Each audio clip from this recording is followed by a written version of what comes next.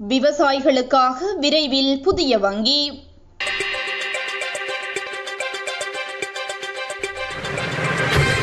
விவசாய நடவடிக்கைகளை மேற்கொள்வதற்காக அதிக வட்டிக்கு கடன் பெற வேண்டிய நிலைக்கு தள்ளப்பட்டுள்ள விவசாயிகளுக்கு நிவாரணம் வழங்கும் நோக்கில் புதிய வங்கியொன்றை ஆரம்பிக்க அரசாங்கம் தீர்மானித்துள்ளது.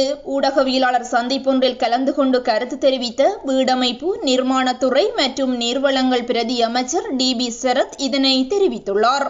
இந்த வங்கியினூடாக 1 ஏக்கர் விவசாய நிலத்திற்கு 1 லட்சம் ரூபாய் உற்பத்தி செலவை வழங்க நடவடிக்கை எடுக்கப்படும் என அவர் குறிப்பிட்டுள்ளார். மேலும் சீனாவுடன் கலந்துரையாடி ஒவ்வொரு விவசாய திட்டத்திற்கும் விவசாய உபகரண மத்திய நிலையம் ஒன்றை நிறுவுவதற்கு நடவடிக்கை எடுக்கப்படும் என்றும் அவர் கூறியுள்ளார். இது குறித்து பிரதி அமைச்சர் DB சரத் மேலும் கருத்து தெரிவிக்கையில், இன்னும் 2 அல்லது 3 போகங்கள் செல்லும் போது யாய விவசாய சங்கங்களை உருவாக்கி விவசாயிக்கு பயிற்சிக்கு தேவையான பணத்தை வழங்குவோம். நமது விவசாயிகள் வெளிநபர்களிடம் அதிகளவில் கடன்படுகிறார்கள். கந்துவட்டிக்காரர்களிடம் கடன் வாங்கி அதனை திருப்பி செலுத்த முடியாமல் நெல்லை விற்கிறார்கள். கந்து வட்டிக்கு கடன் வாங்குவதனாலேயே உற்பத்தி செலவு அதிகரிக்கிறது. எனவே புதிய வங்கியொன்றை ஆரம்பிக்க உத்தேசித்துள்ளோம்.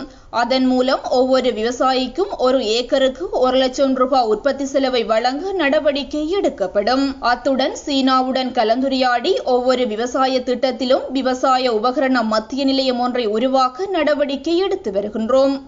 உலகின் அதிநவீன இயந்திரங்கள், பெரிய ரக உழவு இயந்திரங்கள், நெல் அறுவடை இயந்திரங்கள், ட்ரோன்கள், வரப்பு வெட்டும் மற்றும் வரப்பு கட்டும் இயந்திரங்கள் போன்றவற்றை இறக்குமதி செய்யவுள்ளோம்.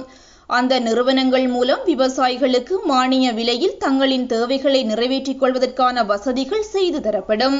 நாங்கள் ஆட்சியை பொறுப்பேற்று இன்னும் 1.5 வருடங்களே ஆகின்றன.